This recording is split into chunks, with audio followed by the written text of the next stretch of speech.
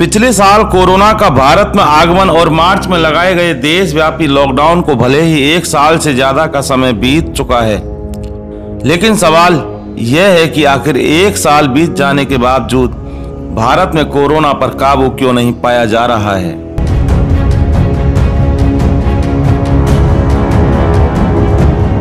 इतना भी कम ना था कि कोरोना एक बार फिर से पलटकर दूसरी लहर के रूप में कहर बरपा रहा है। ऐसे में सवाल तो यह भी आता है कि भारत में क्यों बरपा रही है इतना कहर कोरोना की यह दूसरी लहर।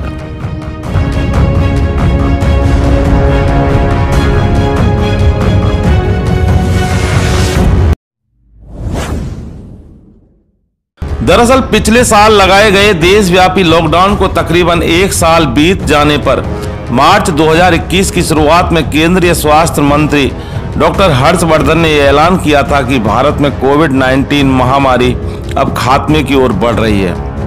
It is already on its way out. The only thing that we need to ensure is that number one, to keep politics out of the war against COVID. Doctor Harshvardhan के इतने उम्मीद भरे नजरिए की भी एक वजह थी। सितंबर 2020 के मध्य में देश में कोरोना संक्रमण की रफ्तार उच्चतम स्तर तक पहुंचने के बाद इसमें तेजी से गिरावट दिखने लगी थी। सितंबर के महीने में पूरे देश में जहां हर दिन 93,000 मामले आ रहे थे, वहीं मामले फरवरी के मध्य तक हर दिन 11,000 पर आ गए थे। ऐसे में 2020 बीतने के साथ ही कोरोना वायरस के खात्मे का भी एक प्रकार से जश्न शुरू हो गया। ऐसा माना जाने लगा कि भारत अब कोरोना की इस मुश्किल से निकल चुका है, जबकि असल में ऐसा कुछ था ही नहीं।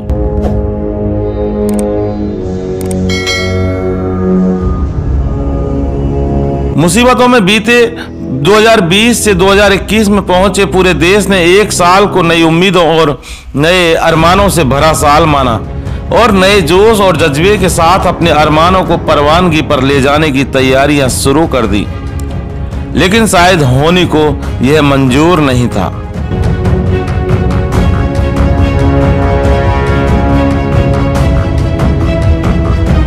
क्योंकि हमारे देश में चुनाव नाम की एक सबसे बड़ी चीज भी तो मौजूद है और शायद लोकतंत्र भी तो यही है।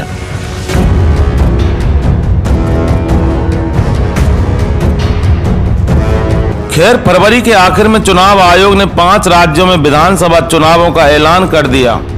Second May again and again, because that is the date of counting is same for all the elections. Am I clear? Issue of notification 5th March. Last date of nomination 12th March. Last date of withdrawal of candidature 17th March. Date of poll 1st April. इन राज्यों में अपने अपने जनप्रतिनिधियों को चुनने वाले वोटरों की संख्या तकरीबन 18 करोड़ 60 लाख के आसपास है। अब चूंकि चुनाव आयोग द्वारा चुनावों की घोषणा कर दी गई, तो राजनेताओं को तो चुनावी जोर आजमाइश करनी ही करनी थी। सो चुनाव प्रचार का सिलसिला भी पूरे जोर शोर से चल पड़ा। बंगाल में भी दीदी और मोदी खूब खेला होवे लगा। सम्माननीय आदरणीय दीदी,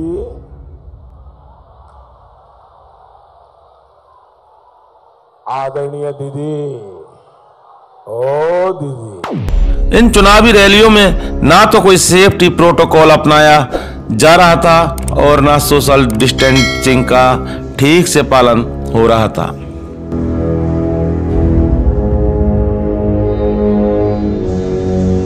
इसी बीच मार्च के महीने में गुजरात में अहमदाबाद के नरेंद्र मोदी स्टेडियम में भारत और इंग्लैंड के बीच 2 अंतर्राष्ट्रीय 1 दिवसीय मैचों को देखने के लिए 1,30,000 दर्शकों को इजाजत दे दी गई। इनमें कई दर्शक ऐसे भी थे जो बगैर मास्क पहने मैच देखने आए थे।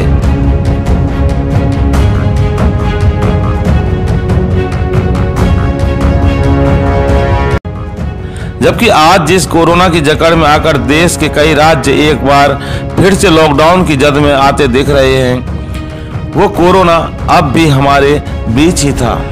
ऐसे में वही हुआ जिससे पूरा देश आज के करीब 1 साल पहले डर रहा था।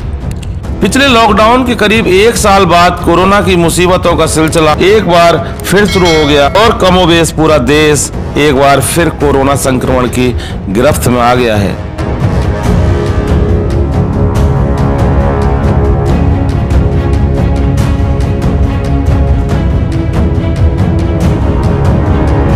कोरोना की यह सेकेंड वेव पहले से कई ज्यादा खतरनाक साबित होती दिख रही है, जिसने कई शहरों को बुरी तरह से अपनी जकड़ में ले लिया है।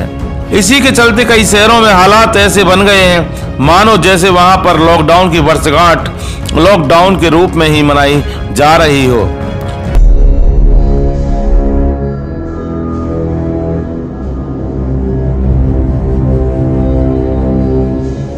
कोरोना संक्रमण की दहशत के दूसरे दौर में अब तक देश में लगभग 3 लाख से ज्यादा मामले हर रोज आने लगे हैं। भारत में कोरोना के अब तक करीब 2.25 करोड़ मामले दर्ज हो चुके हैं और तकरीबन 3 लाख लोगों की जान भी जा चुकी है।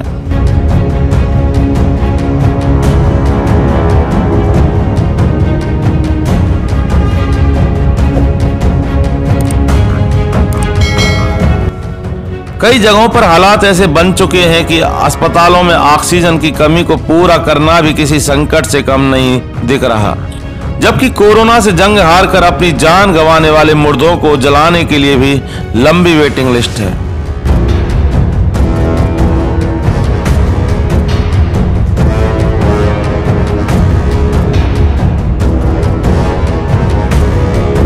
बहरहाल तमाम हालातों को लेकर लांसेट कोविड-19 की रिपोर्ट में कहा गया है कि कोरोना की इस तूफानी रफ्तार पर अगर समय रहते काबू नहीं पाया जा सका तो शायद जून का महीना आते आते हर दिन होने वाली मौतों का आंकड़ा भी अपने चरम पर पहुंच सकता है।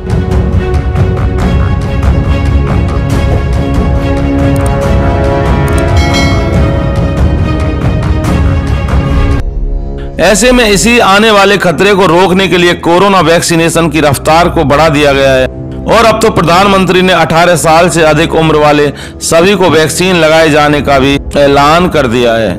लेकिन यह कितना और कब तक संभव हो पाएगा, इसके बारे में फिलहाल तो कुछ भी नहीं कहा जा सकता।